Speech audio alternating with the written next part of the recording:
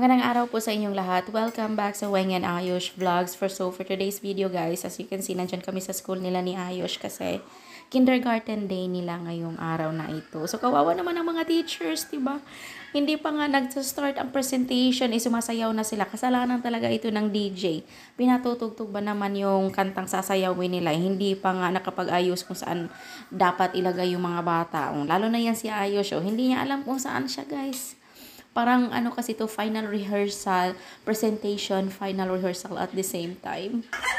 Hi guys, kumusta man guys? Okay lang ragay guys? Dali ari. Ha? Mga pi? Mga pira jud ta guys. Ha? Ay to ato. Among gisugog palawig og kalabaw?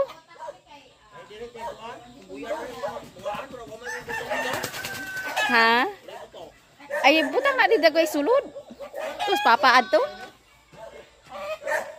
Abi man ako nagato ng sabuan god.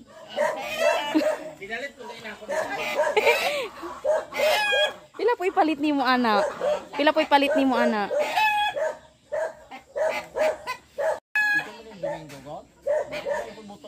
Unsa man ni Bisaya ni? Di unsa man ning manuka?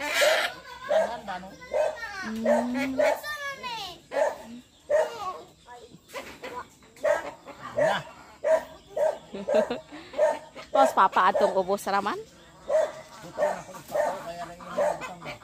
Kay basig wani na ana dog pinsag mulayat o mo kuan ba mulupad. Lagi. Mag-intro ako balik guys. Hi guys. Ang sagwano. Ayun pala balik. Ano man tawag yun? Oy, sa Bisaya nilodhan sa kasal yun nila ni mama at saka ni papa. Yung sila yung nag-witness sa kasal. So parang kapatid na lang din namin yun siya. Lagi yan nandito sa amin. Galing yun siya sa bukid. Kaya gano'n talagang itsura pag galing sa bukid, diba? Saan ba kayo nakakita ng galing sa bukid na naka super ano ng outfit. So kung maglalaban na naman ako guys. Galing kasi kaming family day. More on kinder day talaga siya. Na may activity sa school. Program, may TikTok challenge. Yan. May basta mga event ng mga ng mga kinder. So dali lang. Kahit sasabunan ko lang to guys, tapos bukas na lang din yung banlaw. Ganun lang ang style dito, kung hanggang saan lang kaya ng powers. May iba pa tayong drawing. So yan lang. Uy, pastilan, sabon. Ay, may sabon pala ako dito. Yan. Pakita ko pala sa inyo yung bahay nila ni Liam. Happy na ako. So, one of these days, mababawasan na yung borders namin. Pagkatapos niyan, layas. Joke. Ganun. Ayan, diba? Super liit. Ang cute-cute ng bahay nila ni Liam. Pero happy ako kasi kahit maliit, alam mo yung sarili mo yung mundo. Ayan. So, bakit nga ba kami naghahanda ng marami? Ano bang marami? Diyon nga sakto-sakto lang naman. Sa kami lang. Marami. Wala naman daw kaming bisita. Nasa bukid bak kami. Hindi. Ayoko rin naman ng maraming bisita. Hindi naman ako tumatakbong konsihal ng barangay, no? Ba't ko ba kailangan ng maraming bisita? Hindi naman ako tumatakbong barangay konsihal or barangay kagawad. Ano bang tawag niyo dyan? Ba't ko kailangan ng maraming bisita? O diba? Nice na guys, no? So, one of these days, praying within this month, matapos na to. Ayan. Tapos, lipat na sila dito ni Liam. Ito na lang tong isang kapatid ko. Medyo matagal-tagalan pa kasi full concrete talaga tong ginawa niya dito sa bahay niya. At saka nangyari pa itong si Leo nag-positive sa dengue.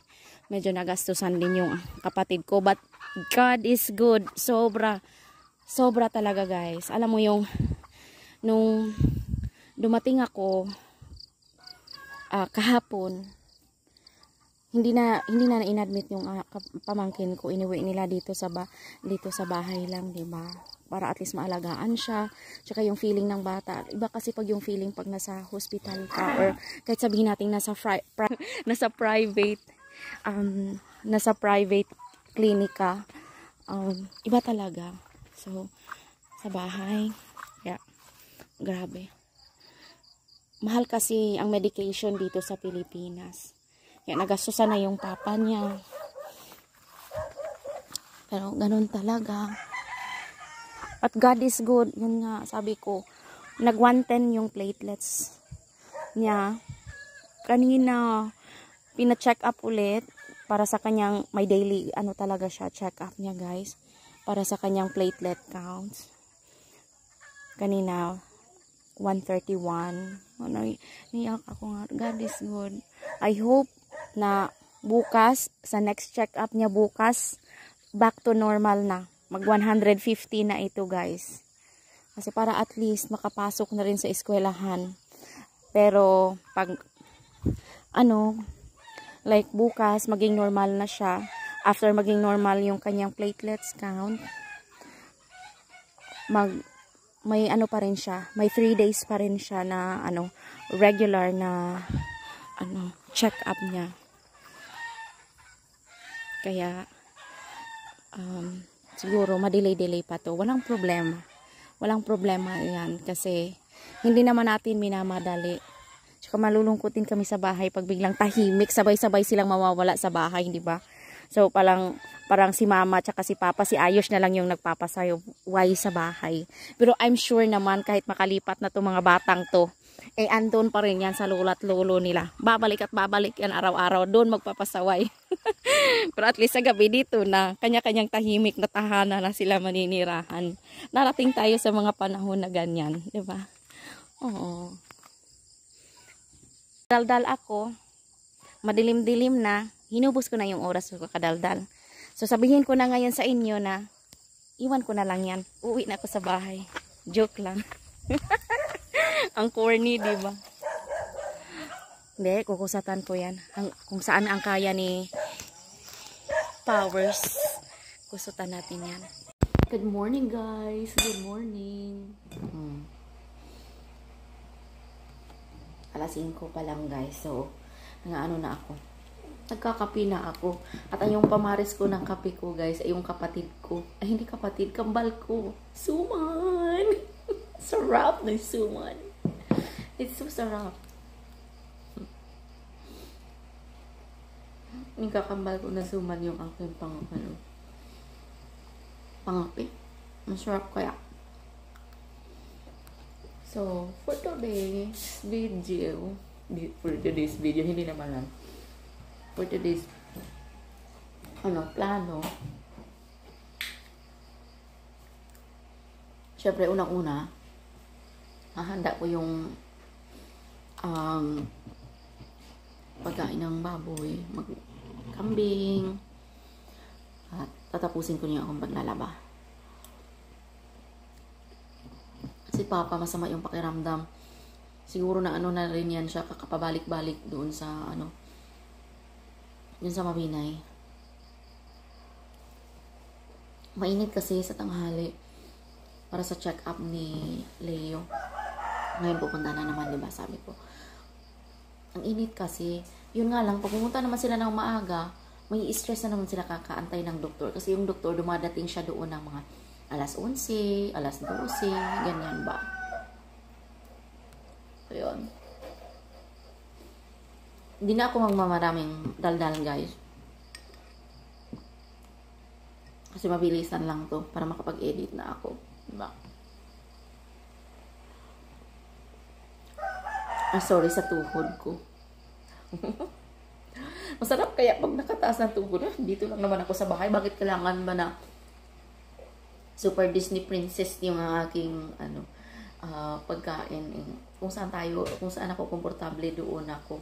Pero syempre hindi naman tayo nakataas ng tuhod pag kumakain naman tayo sa labas. Pero hindi, bihira ng mga kasing mangyari yun. Kaya ganyan talaga. Sarap. Anyway, maraming salamat.